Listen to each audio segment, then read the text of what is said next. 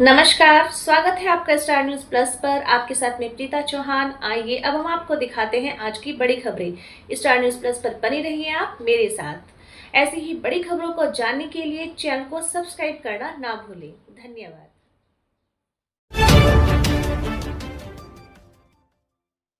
CM Dhami ने लिब्बरहेड़ी में किया रैली को संबोधित। पूर्व मंत्री करतार सिंह भड़ाना के संयोजन में रैली में उमड़ा जनसैलाब। मुख्यमंत्री पुष्कर सिंह धामी ने कहा कि समान नागरिकता संहिता लागू कर उन्होंने प्रदेश में सामाजिक न्याय और समानता को एक नई दिशा दी है।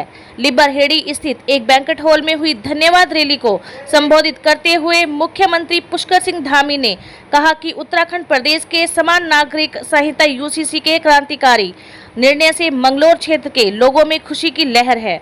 उन्होंने कहा कि यह कदम बाबा साहेब डॉक्टर भीमराव अंबेडकर के सपनों को साकार करने के लिए उठाया गया है। आज उत्तराखंड के पूरे देश के लिए एक आदर्श प्रस्तुत कर रहा है। यूसीसी का क्रियान्वयन उत्तराखंड की सामाजिक समरसता को मौजूद करेगा। मुख्यमंत्री ने कहा कि आज उनकी सरकार प्रदेश के किसानों, बेरोजगार युवाओं, महिला सुरक्षा, व्यापारी हितों की रक्षा तथा विकास की दिशा में महत्वपूर्ण कदम उठा रही है। देखें स्टार न्यूज प्लस के लिए उत्तराखंड की रुड़की से एमडी चौधरी पूजा रानी की ये रिपोर्ट।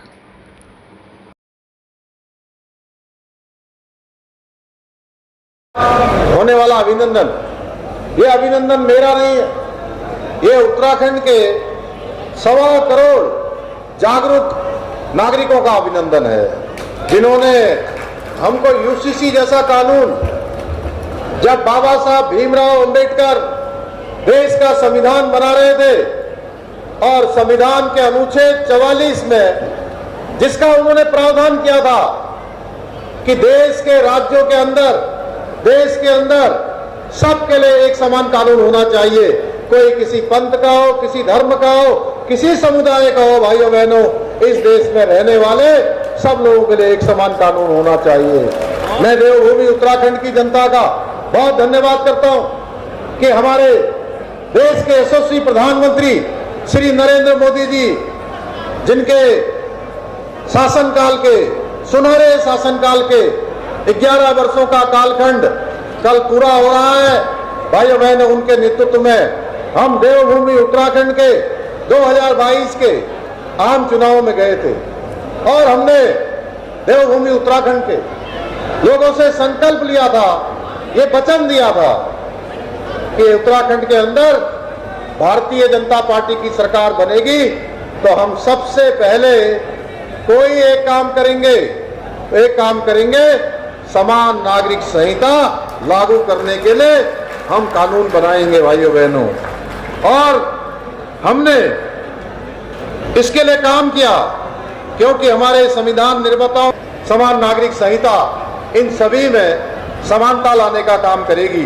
भाइयों बहनों, आज के इस अवसर पर मैं, जहां आप इतनी बड़ी संख्या में आए हैं और दूर दूर से आसपास मंगलौर, लिब्बरहेड़ी, रुड़की और पूरे हरिद्वार जनपद के और कुछ बहुत लोग हमारे आसपास के क्षेत्रों से भी यहाँ आए हुए हैं, मैं आप सबके सामने जरूर बताना चाहता हूँ कि समान नागरिक संहिता किसी धर्म के खिलाफ नहीं है, किसी पंथ के खिलाफ नहीं है, बल्कि सारी कुप्रथाओं को मिटाकर नागरिकों के बीच में समानता स्थापित करने का एक संवैधानिक उपाय है भाइयों बहनों।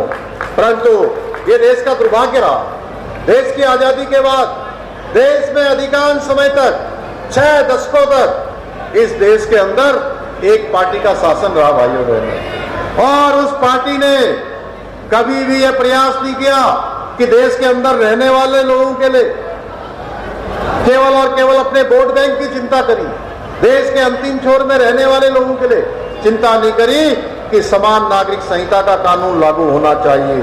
जबकि दुनिया के सभी प्रमुख मुस्लिम देशों में समान नागरिक संहिता का कानून लागू है भाइयों बहनों पहले से ही। उन्होंने कहा आपने ट्रैक्टर चलाया होगा, मैंने ट्रैक्टर बहुत चलाया बचपन में, तो